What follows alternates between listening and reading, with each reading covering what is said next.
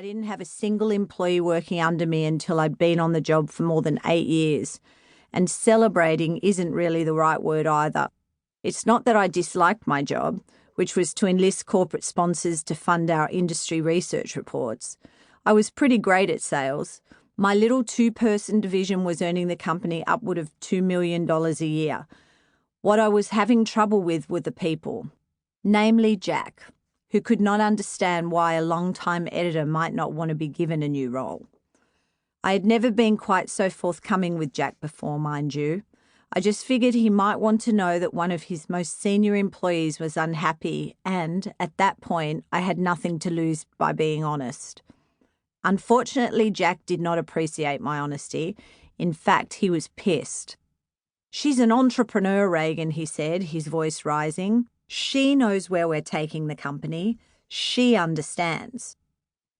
I've never been good at holding my tongue. That's probably the Aussie in me. I've always given my opinion, primarily when asked, but on this occasion I did so freely. In this case, I happened to know that Jack was way off. When it comes to office politics, lower-level employees often know more about what people really think and feel about a company than the people barricaded behind closed doors in the C-suite.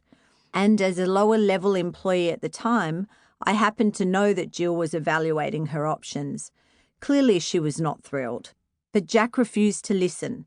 He didn't think I could possibly understand, not being an entrepreneur myself. To him, I was just stirring up trouble. He wasn't totally wrong about that part, though. I do have a penchant for troublemaking. I was a bit of a party girl mess in high school, skipping class, staying out late, drinking. I had more than a few, albeit minor, run-ins with the local police. I dropped out of university midway through my first semester and spent the early part of my 20s dancing on tables, fully clothed, to encourage the tourists to visit the bar on the island of Santorini in Greece to support myself while backpacking around Europe. As my mum would no doubt tell you, because she's been telling this story to anyone who will listen for more than 40 years, I once locked her out of the house when I was 2 years old because she told me no. Because I knew what I was in for once she got a hold of me, I absolutely refused to open the door. She had to crawl through a window to get back inside while she was 7 months pregnant with my sister Paige. Only later did I realise that the traits I was seemingly born with, a tendency to push boundaries and question authority, plus a fiery independence, are fairly typical for an entrepreneur.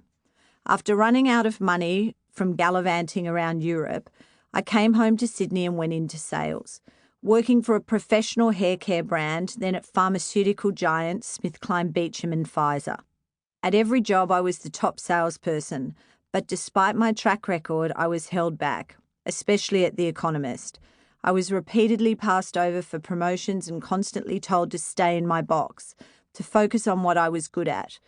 I refused to agree with the boss simply because he was in charge, and it quickly became obvious that my bosses, almost all of whom were men, did not like having their leadership or decision-making questioned by a junior-level, outspoken woman.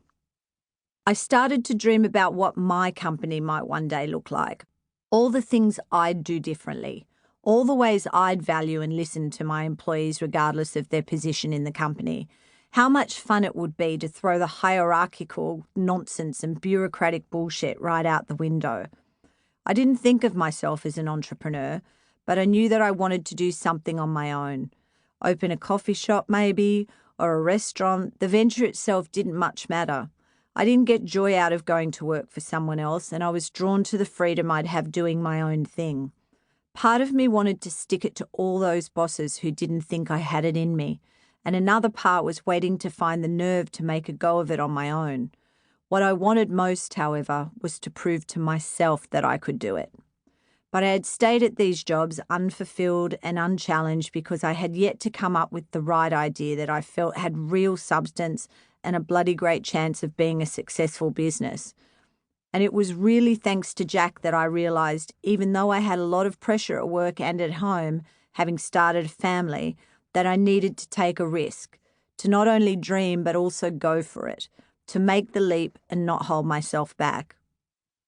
It seems I'm not the only one who has the dream and the drive to go it on my own. More and more women are leaving the corporate world to do exactly what I did.